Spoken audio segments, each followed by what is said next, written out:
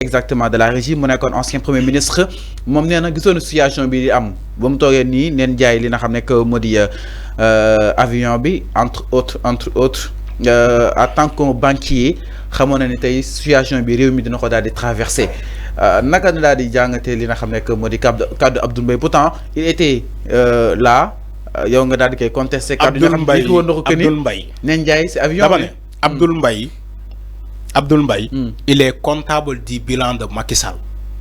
li ma doon wax démb man maa nga fa ba tey man je suis constant Fallou man ay caaxaan fëkkuma ay caaxaan yóbbaalewu ma Abdoul Mbaye est comptable du bilan de Macky Sall. Il était premier ministre de Macky Sall. Man loolu laa gëm.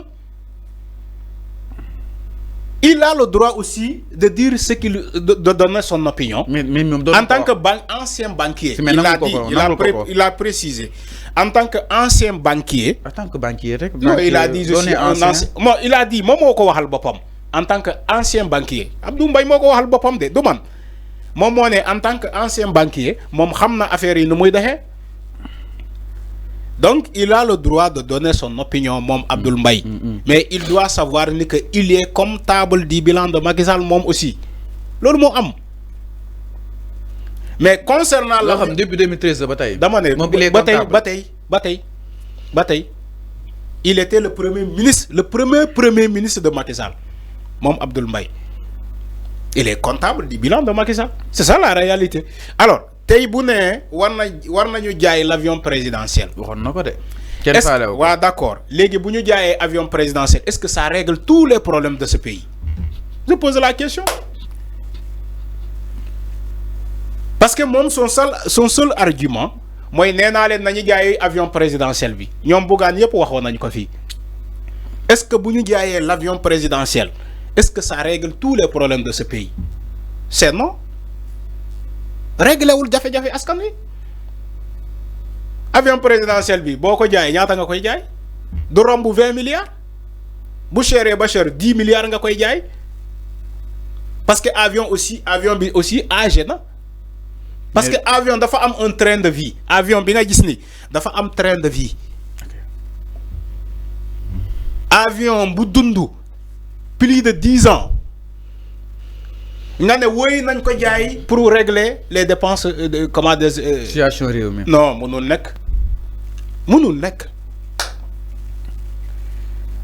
Abdoulaye était là jaayu ko de waa Benno Bokk Yaakaar ñiy wax ni yëpp nañu jaay avion présidentiel bi quand Macky Sall était là. non avion bi Macky Sall moo fi indi. dama ne musuñu soulever le débat bi Macky ko fi indi. dama ne. avec des centaines de milliards Macky Sall ba mu fi nekkee musuñu soulever le débat là.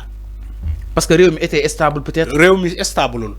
Le pays s'est surendetté. Surendetté. Non. En fait, nous sommes le pays n'était pas stable. Non, je parle de nos pouvoirs d'achat. Le pouvoir d'achat du Sénégal n'était pas stable. Contrairement à Taï, Fallo. Il y avait maquillage des chiffres. On rattachait les recettes. Recettes 2019. Dañuy jël recette 2020 complété ko ci les recettes de 2019 ba paré déclarer ni que lolu moy recette normale bi. Donc lolu moy faux usage de faux. Mais lolu donc ñom ñuy topé ñi ñom ñoo leen ko doon topé. Macky Sall il faisait du banditisme d'État dans les finances. Du banditisme dans les finances mom la Macky Sall doon def banditisme dans les finances. Mota gisoo leen ni que le pays souffrait. Le pays va mal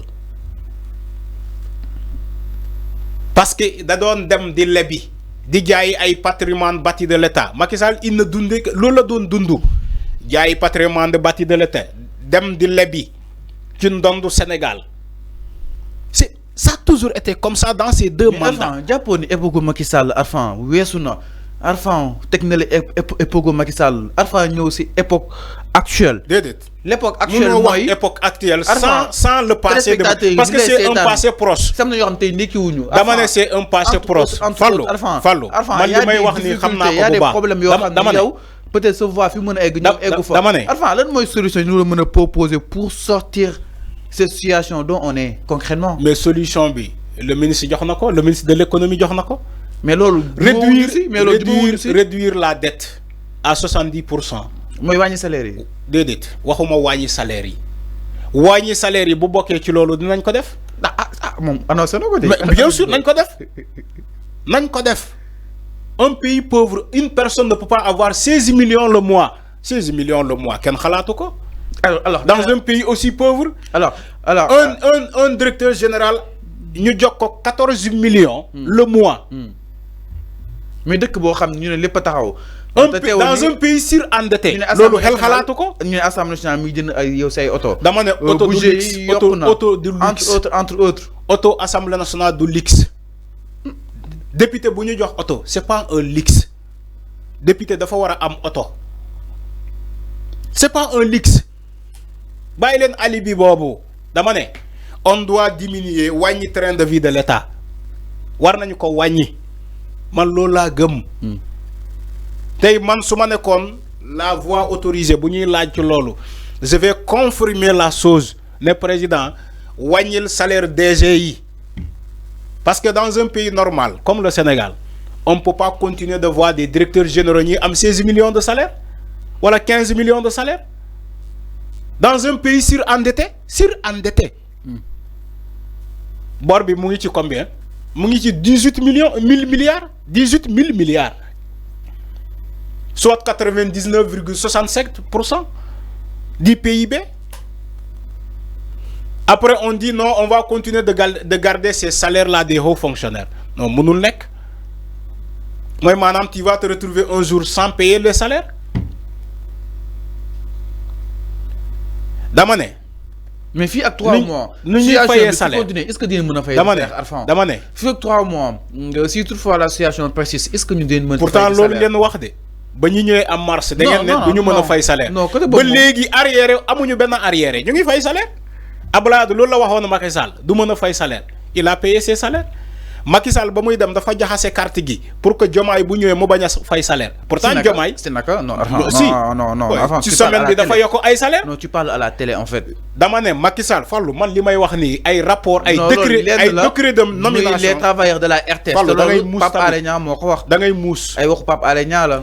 boo nekkee journaliste da ngay muus da ngay gëstu. ay rapport ñoo wax. ay décret de nomination ay décret de nomination ñoo ne Macky Sall moo toog à une semaine de passation de service muy yokk ay emploi muy yokk ay salaire muy nommé ay nit yoo xamante ne sax ci ay télé la ñuy yëgee seen nomination. mais aide-moi un peu ban rapport moo ko wax mën ma consulter ko. mais le rapport se trouve au niveau de la présidence. Diomaye bu mu toogee waxu ko. Durant les premiers mois de Diomaye, il a dit on magnifique presse bi mu dem palais. Alors, l'air non. Ah mais le moment quoi? Dinañ ko consulter. Donc Macky Sall a voulu saboter pour que ñii ñu bañ a fay salaire. Pourtant ñoom ñu ngi fay salaire. Alors mi ngi noonu par rapport ak wàllu wu ni mel jëm si li nga xam ne que moo di la sortie de Abdoul Mbaye alors Ndiaye ñu itam si beneen ponk peut-être mooy suñu ponk mujj exact.